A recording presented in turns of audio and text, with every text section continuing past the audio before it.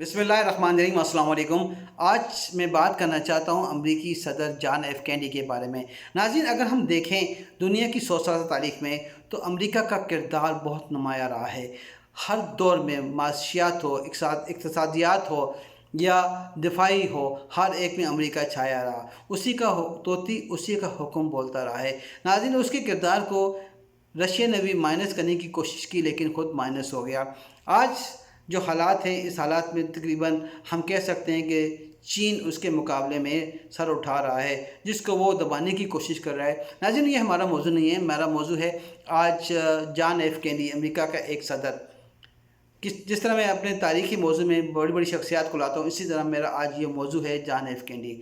ناظرین، یہ 29 مئی 1917 میں بوسٹن کے ایک قصبہ بروکلین میں پیدا ہوا۔ اپنی ابتدائی تعلیم اس نے بروکلین میں حاصل کی۔ اس کے بعد اعلیٰ تعلیم کے لیے اپنے والدین کے ساتھ یہ نیو یارک میں شفٹ ہو گیا۔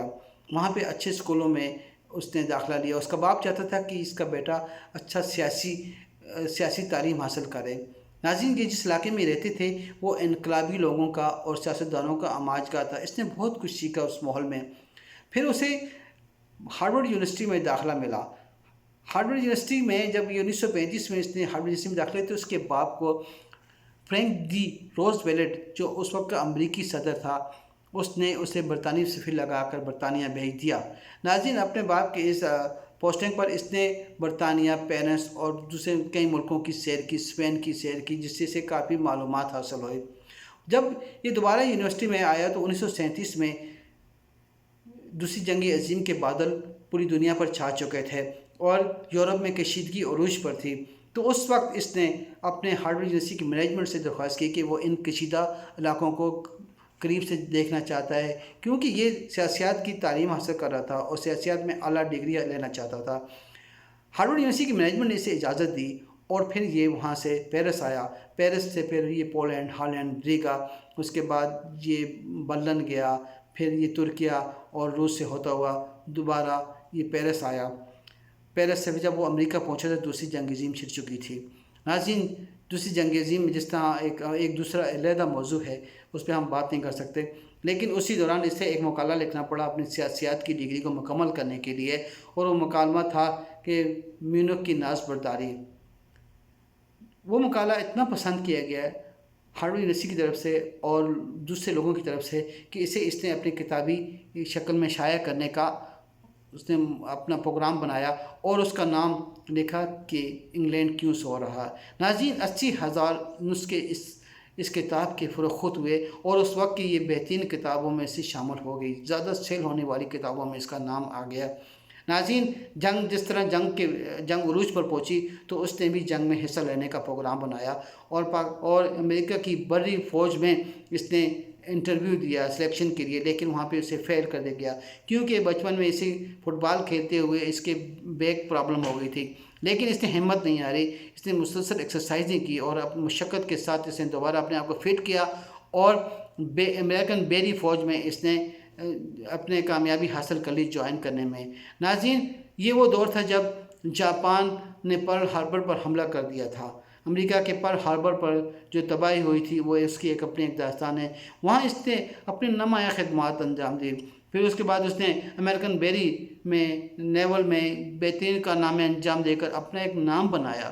ناظرین، ایک واقعہ جس طرح ہے کہ اس نے ڈوبتی ہوئی ٹارپیڈو میں، جو ٹارپیڈو ہوتی ہے، اس میں اس نے ایک شخص کو بچانے کے لیے اپنی جان کی بازی لگا دی اور کئی میلوں تک اس کو لے کر اس نے اس کی بغیر کسی لائف جیکٹ کے اس نے اس شخص کی جان بچائی۔ ناظرین، لیکن بدقسمتی سے اسے ایک بیماری لاحق ہو گئی جس کی وجہ سے اسے واپس امریکہ بھیج دیا گیا اور 1945 میں اسے جب دوبارہ پیش کیا گیا میڈیکل بورڈ کے سامنے تو انہوں نے اسے نااہل یا انفٹ قرار دے دیا۔ اس سے دل برداشتہ ہوا اور اس نے شعبہ صحافت میں قسمت آزمانے کا فیصلہ کیا اور اس نے وہاں پہ مقالہ لکھا، ایک مشہور مقالہ اس کا کہ آؤ امن کے میدان میں تجربہ کریں۔ ناظرین، اس نے یہ بھی لکھا دنیا کو کہ امریکہ، برطانیہ اور روس کو چاہیے کہ وہ اپنے اسلحے کی دوڑ کم کریں، اسلحہ بنانے کی دوڑ میں، اس ریس میں اپنے آپ کو زیادہ نہ آگے بڑھائیں، کیونکہ اس سے باقی کاروبار زندگی گھٹ رہے ہیں اور عوام پر ٹیکسوں کے بوجھ بڑھ رہے ہیں۔ لیکن ظاہر سی بات ہے ایک آواز کو، ایک قطرے کو کوئی نہیں دیکھتا کسی. لیکن ناظرین پھر اس کی جو شعبہ صحافت کی زندگی تھی، اس کے باپ کو ایک آنکھ نہیں بھائی. اس نے اپنے بیٹے کو کہا کہ میں تمہیں سیاست میں دیکھنا چاہتا ہوں، میں تمہیں صحافت میں نہیں دیکھنا چاہتا. تمہیں اپنی زندگی کا ایک مقصد سیاست بنانا ہے. تو ناظرین پھر اس طرح یہ امریکہ کے ایک زیریں سینٹ کے ایک الیکشن میں حصہ لیتا ہے اور 10 بہترین کینڈیڈیٹس کو شکست دے کر وہ کامیابی کی پہلی سیڑھی عبور کر لیتا ہے، پہلی سیڑھی چڑھتا ہے. لیکن یہ یہاں پہ اپنے سفر کو روکتا نہیں ہے، بلکہ اسے مزید دوام دینے کی کوشش میں لگا رہتا ہے. یہ پڑھنے کی کوشش کرتا ہے، سمجھنے کی کوشش کرتا ہے. ناظرین اس کا کوئی اتنا بڑا بیک گراؤنڈ نہیں ہوتا سیاسی. لیکن اسی دوران 1953 میں سینٹ کے ایک بہت ہی نامزدہ، بہت ہی منجھے ہوئے سینیٹر لارج کی میعاد ختم ہو رہی ہوتی ہے. لیکن وہ دوبارہ لڑنا چاہتا ہے اور بے داغ کریکٹر کے ساتھ، بے داغ ماضی کے ساتھ اس کے کامیابی کے امکان تقریباً 90 سے 95% روشن ہوتے ہیں. ماہرین ایسے کہتے ہیں کہ تم اس کے مقابلے میں نہیں جیت سکتے. لیکن اس نے یہ کہا کہ میرے پاس ہارنے کو کچھ نہیں ہے، جیتنے کو بہت کچھ ہے. میں یہ فائٹ کروں گا، میں لڑوں گا. اور ناظرین پھر کیا ہوتا ہے کہ یہ اس سینیٹر لاج کو نہ صرف شکست دیتا ہے بلکہ 7,000 ووٹوں سے شکست دیتا ہے اور عملی سیاست میں اور دوسرا جینا طے کر لیتا ہے.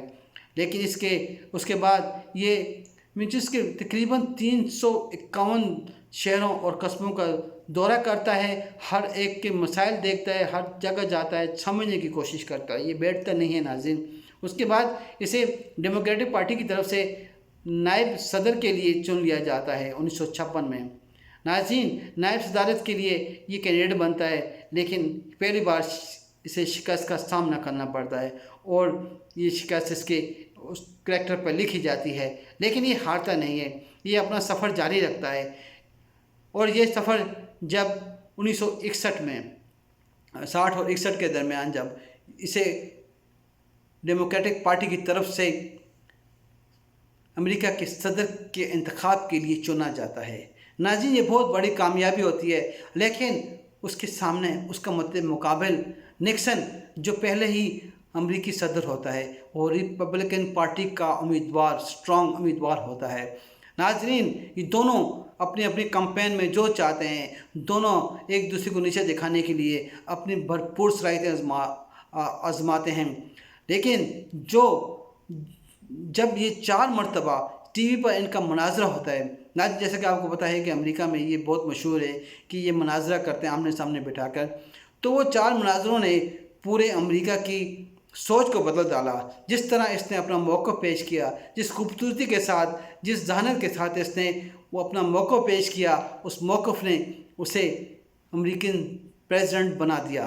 ناظرین ایک کم عمر تقریباً 44 سال کا ایک شخص جو امریکہ کا پریزیڈنٹ بنا، جس کا کوئی بیک گراؤنڈ نہیں تھا، نہ وہ اتنا امیر تھا، نہ اس کے پاس کوئی جائیدادیں تھی، نہ ہی وہ کوئی انڈسٹریل تھا، لیکن ایک عام آدمی تھا. عام آدمی سے وہ امریکہ کا 35واں صدر بنا. ناظرین یہ تھی امریکن جان ایف کینیڈی کی چھوٹی سی داستان. اس کے بعد اس کا یہ سفر شروع ہوتا ہے. سب سے اسی دوران تقریباً 1953 اور 56 میں یہ ایک خوبصورت امیر لڑکی جیکولن سے شادی کرتا ہے، جس کی تعلیم فرانس میں ہوتی ہے اور فرانسی زبان پر امور حاصل ہوتا ہے اسے جیکولن کو. ناظرین اس کا پہلا دورہ فرانس کا ہوتا ہے، جس میں اس کی خوبصورت بیوی جیکولین اس کی مترجم ہوتی ہے، ترجمہ کرتی ہے اور یہ کامیاب دورہ کراتا ہے. وہاں سے یہ ویانا جاتا ہے اور ویانا جا کر یہ خرچ شریف جو روس کا صدر ہے اس سے مذاکرات کرتا ہے. کامیاب مذاکرات ہوتے ہیں، مختلف چیزوں پر یہ ڈسکس کرتے ہیں اور اس طرح یہ ویانا کنونشن ہوتا ہے. لیکن اس کے بعد اسے تنقید کا سامنا کرنا پڑتا ہے، اور خاص کر جب روس کے وہ کیوبا کے اوپر جو وہ بنا رہا ہوتا ہے اس کی تصاویری دنیا پر سامنے آتی ہیں کہ کس طرح روس وہاں پہ بیس بنا رہا تھا کیوبا کے ساحل پر، جسے اقوام متحدہ اور برطانیہ، امریکہ اور اس کی طرف سے اٹھایا جاتا ہے.